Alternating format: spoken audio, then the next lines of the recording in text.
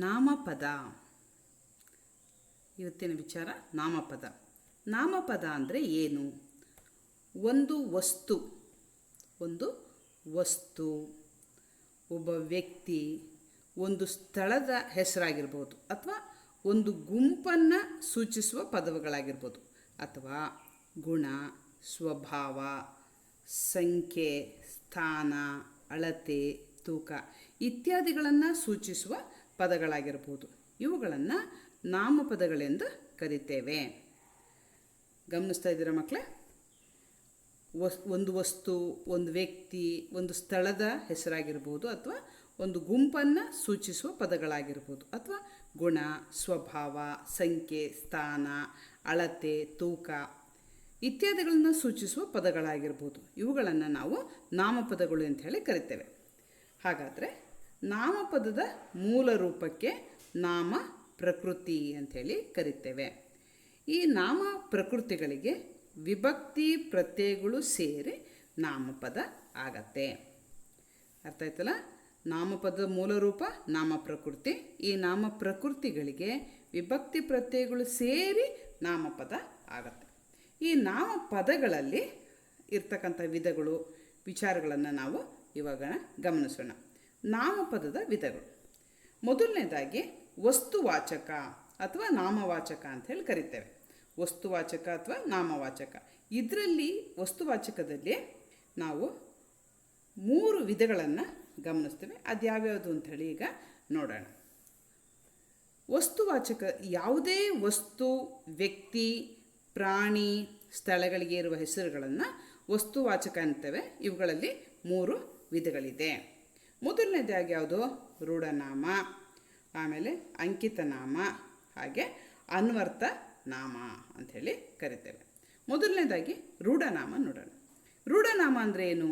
ರೂಢಿಯಿಂದ ಬಂದಿರುವ ಸಾಮಾನ್ಯ ಹೆಸರುಗಳನ್ನು ರೂಢನಾಮ ಅಂಥೇಳಿ ಕರಿತೇವೆ. ಉದಾಹರಣೆಗೆ ಹುಡುಗ, ಹುಡುಗಿ, ಮಕ್ಕಳು, ಜನರು, ಬೆಟ್ಟ, ನದಿ, ಕೆರೆ, ಗಿಡ, ಮರ, ಹಸು, ಎಮ್ಮೆ ಇತ್ಯಾದಿ. ಇದೆಲ್ಲ ರೂಢಿಯಿಂದ ಬಂದಿರತಕ್ಕಂಥ ಹೆಸರುಗಳು ಮಕ್ಕಳೇ. ಈ ರೂಢಿಯಿಂದ ಬಂದಿರತಕ್ಕಂಥ ಹೆಸರುಗಳನ್ನು ನಮ್ಮ ವ್ಯವಹಾರಕ್ಕೋಸ್ಕರ ಇಟ್ಟಿರ್ತಕ್ಕಂಥ ಹೆಸರುಗಳು.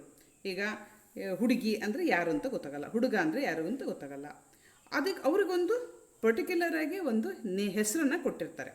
ಅದನ್ನು ನಾವು ಅಂಕಿತನಾಮ ಅಂತ ಹೇಳ್ತೇವೆ. ಅಂದರೆ ವ್ಯವಹಾರದ ಉಪಯೋಗಕ್ಕಾಗಿ ಬಳಸುವ ಹೆಸರುಗಳನ್ನು ನಾವು ಅಂಕಿತನಾಮ ಅಂಥೇಳಿ ಕರಿತೇವೆ. ವಸ್ತು, ವ್ಯಕ್ತಿ ಹಾಗೂ ಸ್ಥಳಕ್ಕೆ ನೀಡಿರುವ ನಿರ್ದಿಷ್ಟವಾದ ಹೆಸರುಗಳು. ಉದಾಹರಣೆಗೆ ಶಿವಮೊಗ್ಗ, ಭದ್ರಾವತಿ, ತುಂಗಾ ನದಿ, ಭದ್ರಾ ನದಿ ಅಂತ ಹೇಳಿ ಕರಿತೀವಲ್ಲ, ಇದು ಇಟ್ಟಿರ್ತಕ್ಕಂಥ ಹೆಸರುಗಳು. ಹಾಗೆ ಚಿಕ್ಕಮಗಳೂರು, ರಾಮ, ಸೀತಾ, ಹಿಮಾಲಯ. ಬೆಟ್ಟ ಅನ್ನೋದು ರೂಢನಾಮ. ಬೆಟ್ಟಕ್ಕೊಂದು ಹೆಸರು ಕೊಟ್ಟಿರ್ತೀವಲ್ಲ, ಯಾವ ಪರ್ವತ ಅಂತ, ಆ ಪರ್ವತದ ಹೆಸರು ಹಿಮಾಲಯ.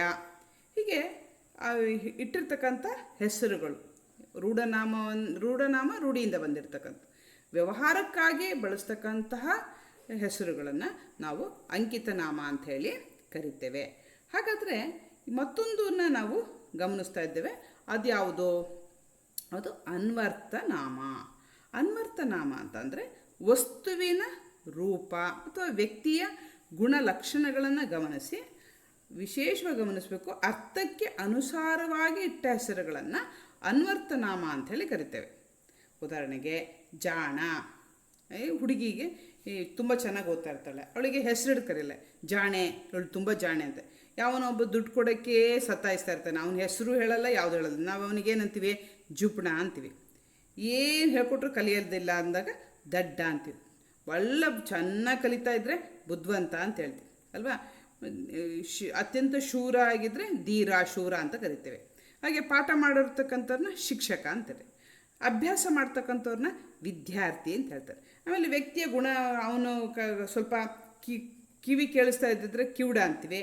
ಹಾಗೆ ಸ್ವಲ್ಪ ಕಾಲನ್ನು ಕುಂಟುತ್ತಾ ಇದ್ದರೆ ಕುಂಟ ಅಂತೀವಿ, ಹೆಳವ ಅಂತೀವಿ ಇತ್ಯಾದಿ. ವ್ಯಕ್ತಿಯನ್ನು ನೋಡಿ ಹೇಳ್ತಕ್ಕಂಥದ್ದನ್ನು ನಾವು ಏನಂತೀವಿ? ಅನ್ವರ್ಥ ನಾಮ ಅಂಥೇಳಿ ಗಮನಿಸಿ. ಅಂದರೆ ಈಗ ನಾವೇನು ನೋಡಿದ್ವಿ ಮಕ್ಕಳೇ?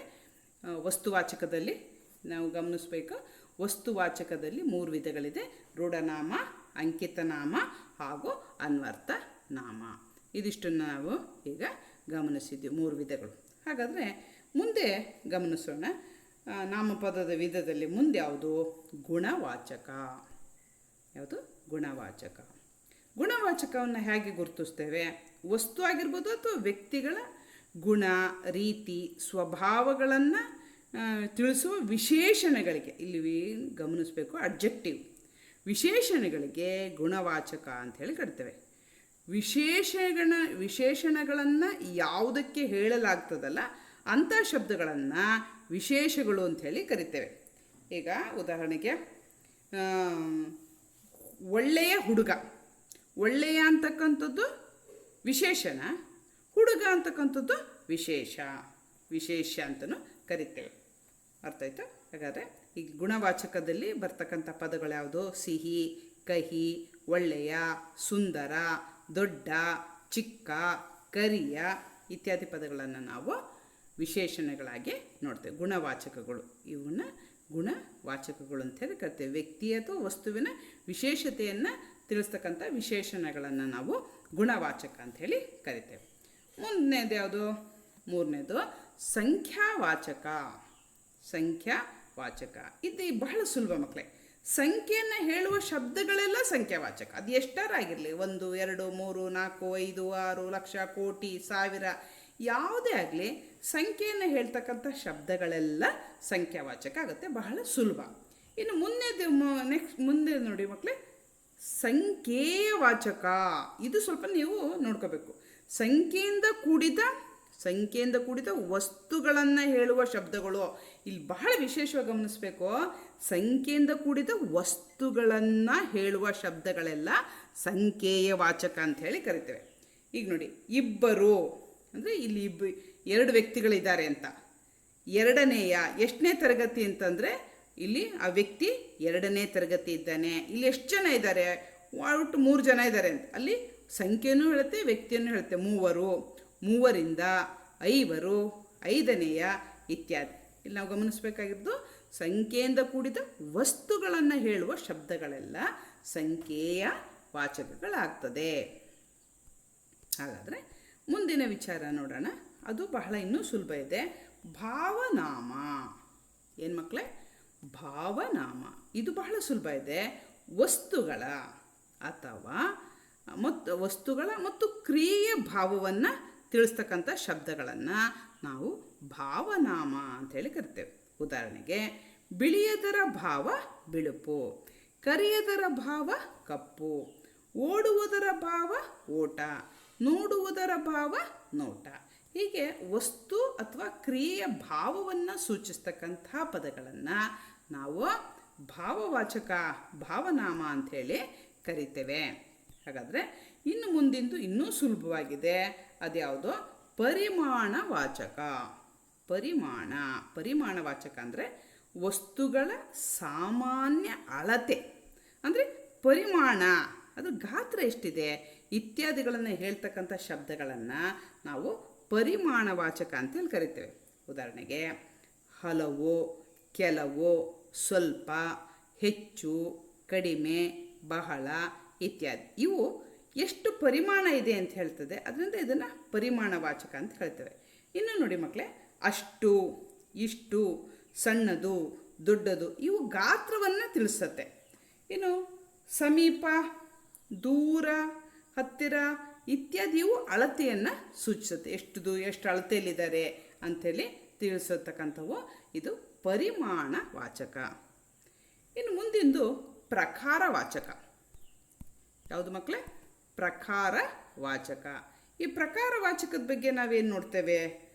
ಪ್ರಕಾರವಾಚಕದಲ್ಲಿ ವಸ್ತುಗಳ ನಿಜ ಸ್ಥಿತಿ ಅಥವಾ ರೀತಿಗಳನ್ನು ತಿಳಿಸುವ ಶಬ್ದಗಳು.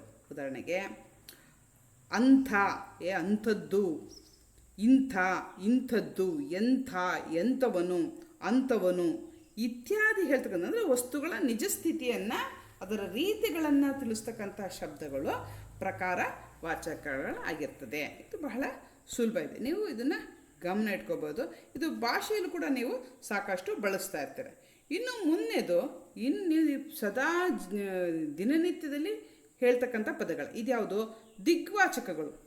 ಹೆಸರೇ ಹೇಳಾಗೆ ದಿಕ್ಕುಗಳ ಹೆಸರನ್ನು ಸೂಚಿಸ್ತಕ್ಕಂಥ ಶಬ್ದಗಳು ದಿಕ್ವಾಚಕಗಳು. ಉದಾಹರಣೆಗೆ ನಾವು ಪ್ರತಿದಿನ ಸೂರ್ಯ ಪೂರ್ವ ದಿಕ್ಕದಲ್ಲಿ ಹುಡ್ತಾನೆ.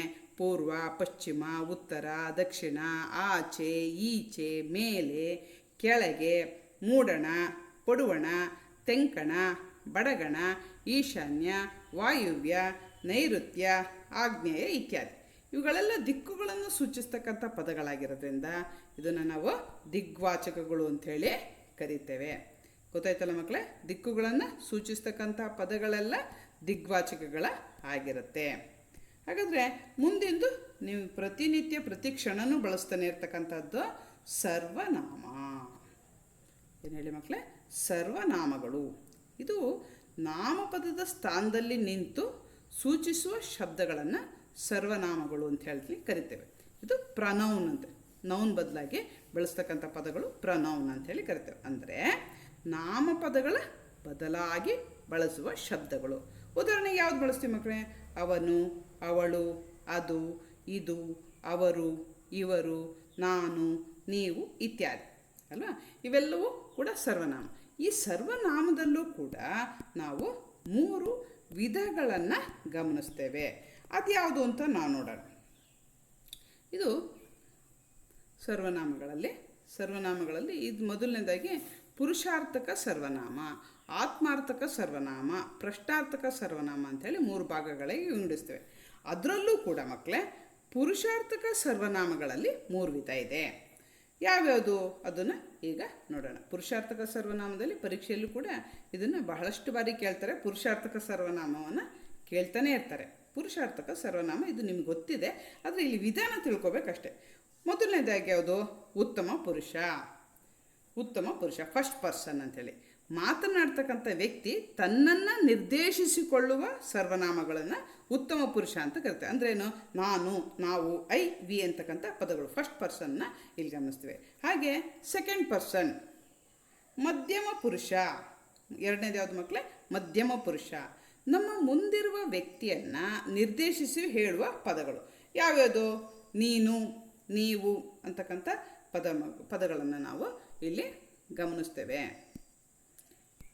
ಈಗ 3ನೇ ಪದ ಯಾವುದು ಮಕ್ಕಳೇ? ಪ್ರಥಮ ಪುರುಷ. ಇದನ್ನು ಥರ್ಡ್ ಪರ್ಸನ್ ಅಂತೇಳಿ ನಾವು ಇಂಗ್ಲೀಷಲ್ಲಿ ಕರಿತೇವೆ. ದೂರ ಇರುವ ವಸ್ತು ಅಥವಾ ವ್ಯಕ್ತಿಗಳನ್ನು ನಿರ್ದೇಶಿಸುವ ಸರ್ವನಾಮಗಳು. ಅದೇ ಅವಳು, ಅವನು, ಅವರು ಅಂತ ಹೇಳ್ತೀವಲ್ಲ, ಅದು, ಇದು ಅಂತ ಹೇಳ್ತೀವಲ್ಲ, ಹೀಗೆ ದೂರ ಇರತಕ್ಕಂಥ ವ್ಯಕ್ತಿಗಳನ್ನು ಹೇಳಬೇಕಾದಂಥ ಸಂದರ್ಭದಲ್ಲಿ ಪರಿಚಯ ಮಾಡಿಕೊಡ್ಬೇಕಾದ್ರೆ ನಾವು ಅವನು, ಅವಳು, ಅವರು, ಅದು, ಅವು, ಇವು ಎಲ್ಲ ಗಮನಿಸ್ತೇವೆ. ಹಾಗಾದರೆ ಈಗ ನಾವು ಸರ್ವನಾಮಗಳಲ್ಲಿ ಪುರುಷಾರ್ಥಕ ಸರ್ವನಾಮ ಅಂತ ನೋಡಿದ್ವಿ. ಸರ್ವನಾಮಗಳಲ್ಲಿ ಪುರುಷಾರ್ಥಕ ಸರ್ವನಾಮಗಳಲ್ಲಿ 3 ವಿಧಾನವನ್ನು ಕೂಡ ನಾವು ಇಲ್ಲಿ ಗಮನಿಸಿದ್ವಿ. ಉತ್ತಮ ಪುರುಷ, ಮಧ್ಯಮ ಪುರುಷ ಹಾಗೂ ಪ್ರಥಮ ಪುರುಷ. ಪರೀಕ್ಷಾ ದೃಷ್ಟಿಯಿಂದ ನಾವು ಇದನ್ನೆಲ್ಲ ಚೆನ್ನಾಗಿ ತಿಳ್ಕೊಂಡಿರಲೇಬೇಕು. ತಿಳಿದ್ರೆ ಇದಕ್ಕೆಲ್ಲ ಒಂದೊಂದು ಮಾರ್ಕ್ಸ್ ಇರ್ತಾ ಹೋಗ್ತಾ, ಹನಿ ಗುಡಿದ್ರೆ ಹಳ್ಳ ಅಲ್ವಾ ಮಕ್ಕಳೇ? ಅದರಿಂದ ಇದನ್ನೆಲ್ಲ ಸ್ಪಷ್ಟವಾಗಿ ತಿಳ್ಕೊಬೇಕು. ಮುಂದನೇದು ಆತ್ಮಾರ್ಥಕ ಸರ್ವನಾಮ. ತನ್ನನ್ನು ಹಾಗೂ ಇತರರನ್ನು ಗೌರವ ಸೂಚಕವಾಗಿ ಆತ್ಮ ಪ್ರಶಂಸೆಗೆ ಬಳಸ್ತಕ್ಕಂಥ ಪದಗಳು ಯಾವ್ಯಾವುದು? ತಾನು, ತನ್ನ, ತಾವು, ತಮ್ಮ. ಇದನ್ನು ಗೌರವ ಸೂಚಕವಾಗಿ ಬಳಸ್ತಕ್ಕಂಥ ಸರ್ವನಾಮ ಆತ್ಮಾರ್ಥಕ ಹೆಸರೇ ಹೇಳುತ್ತೆ ಅಲ್ಲಿ. ಆತ್ಮಾರ್ಥಕ ಸರ್ವನಾಮಗಳು ಅಂತಂದರೆ ತನ್ನನ್ನು ಹಾಗೂ ಇತರರನ್ನು ಗೌರವ ಸೂಚಕವಾಗಿ ವಿಶೇಷವಾಗಿ ಗಮನಿಸ್ಬೇಕು. ಏನಿದು? ಗೌರವ ಸೂಚಕವಾಗಿ ಆತ್ಮ ಪ್ರಶಂಸೆ ಮಾಡೋದಕ್ಕೆ ಬಳಸ್ತಕ್ಕಂಥ ಸರ್ವನಾಮಗಳು. ಇದಂತೂ ನಿಮಗೆ ಗೊತ್ತೇ ಇದೆ. ಕಟಕಡೆಯದಾಗಿ ಯಾವುದು? ಪ್ರಶ್ನಾರ್ಥಕ ಸರ್ವನಾಮ. ಏನು ಪ್ರಶ್ನಾರ್ಥಕ ಸರ್ವನಾಮ? ಬಹಳ ಸುಲಭ. ಪ್ರಶ್ನೆಯಿಂದ ಕೂಡಿದ ಎಲ್ಲ ಸರ್ವನಾಮಗಳು ಪ್ರಶ್ನಾರ್ಥಕ ಸರ್ವನಾಮಗಳಾಗ್ತದೆ. ಏಕೆ, ಏನು, ಯಾರು, ಹೇಗೆ, ಯಾವುದು ಇತ್ಯಾದಿ ಇವೆಲ್ಲವೂ ಕೂಡ ಪ್ರಶ್ನಾರ್ಥಕ ಸರ್ವನಾಮಗಳಾಗತ್ತೆ. ಹಾಗಾದರೆ ಇವಾಗ ಈ ವಿಚಾರದಲ್ಲಿ ನಾಮಪದದ ವಿಧಗಳು, ಒಳವಿಧಾನಗಳನ್ನೆಲ್ಲ ನಾವು ಇಲ್ಲಿ ತಿಳ್ಕೊಂಡಿರೋದ್ರಿಂದ ಪರೀಕ್ಷೆಗೂ ಮತ್ತು ಮುಂದಿನ ನಿಮ್ಮ ಕಾಂಪಿಟೇಟಿವ್ ಎಕ್ಸಾಮ್ಗಳಲ್ಲೂ ಕೂಡ ಇದೆಲ್ಲ ಬಹಳ ಮುಖ್ಯ ಆಗಿರುತ್ತೆ. ಆದ್ದರಿಂದ ಸುಸ್ಪಷ್ಟವಾಗಿ ಒಂದ್ಸಲಿ ಅರ್ಥ ಆಗಿಲ್ಲ ಅಂದರೆ ಮತ್ತೊಮ್ಮೆ ಕೇಳಿ ಅಭ್ಯಾಸ ಮಾಡಬೇಕು.